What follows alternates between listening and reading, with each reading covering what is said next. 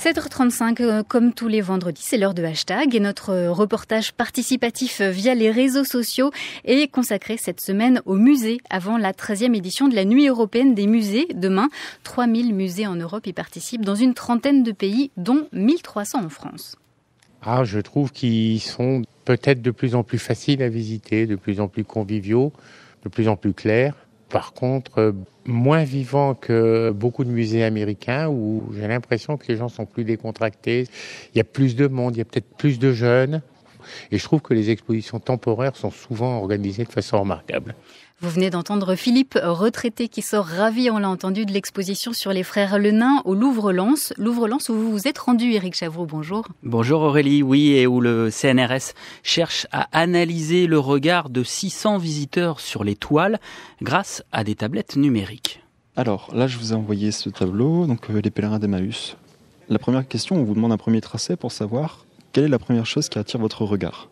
Et ensuite, qu'est-ce qui pour vous est important dans cette œuvre. Et là, vous pouvez faire plusieurs tracés pour nous le montrer. Florence, venue pour la première fois ici depuis Paris avec son père, a dessiné ses réponses et nourrit une réflexion sur son approche des musées que les Français considèrent de loin comme l'activité culturelle par excellence. En tout cas, moi, ça m'a obligé à me poser devant les œuvres et de s'interroger qu'est-ce qu'on voit, de prendre un peu le temps, qu'est-ce qu'on ressent en regardant et pourquoi. Je ne sais pas si c'est différent aujourd'hui d'avant, mais on a la chance de voir beaucoup de choses, mais prendre son temps pour les voir, c'est-à-dire qu'on a peut-être une course à voir l'exposition. Est-ce que c'est d'avoir vu l'exposition qui est important ou c'est ce qu'on a vu ?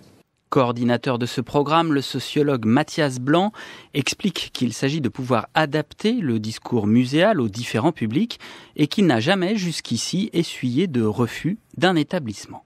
On est vraiment dans l'optique d'un musée, je dirais, participatif. Donc ça permet d'éviter notamment les phénomènes de rejet qu'on peut observer avec certains publics qui vous diront, moi je vois absolument pas ce que me dit le guide, je ne le comprends pas, et donc c'est pour ça que c'est pas pour moi, ça ne me convient pas. Et là, en l'occurrence, que ce soit au Palais des Beaux-Arts ou au Louvre-Lens, mais dans d'autres musées du Nord avec lesquels nous avons travaillé, à chaque fois on a eu cette attente exprimée par les musées de partir davantage, de partir à la rencontre de ces publics.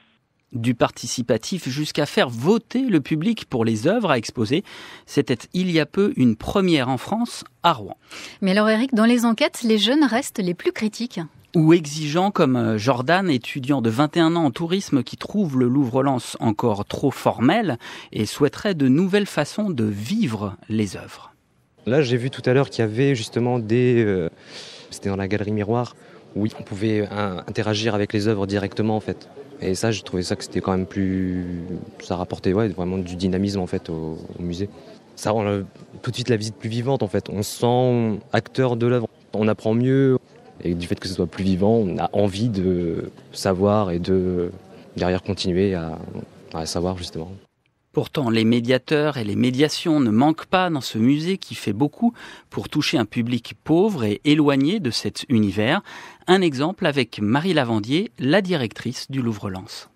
On est allé les toucher, ces publics, par exemple, dans les centres commerciaux, en particulier avec une expérience très originale à Noyelles-Godault. Et donc là, c'est pas du tout de la distribution de tracts, mais c'est vraiment une installation dans la galerie commerciale qui dure une dizaine de jours, qui permet, à travers une mini-scénographie, d'avoir un petit aperçu de ce qu'est l'expérience de la visite d'un musée, et donc de toucher en même temps parents et enfants, ou grands-parents et petits-enfants. Et il y a un bon taux de retour. Et alors sur la page de Hashtag, à découvrir d'autres exemples comme les visites pour bébés ou grâce à un robot pour des prisonniers ou pour des personnes hospitalisées. Et on pourra lire les témoignages venus des réseaux sociaux. Très nombreux témoignages avec notamment le musée Saint-Raymond de Toulouse qui nous a présenté ses visites pour ceux qui n'aiment pas les musées et profiter de tous ceux qui nous ont raconté leur musée préféré. Un voyage qui fait rêver de Roubaix à New York ou Bilbao en passant par Stockholm, Munich ou Vienne.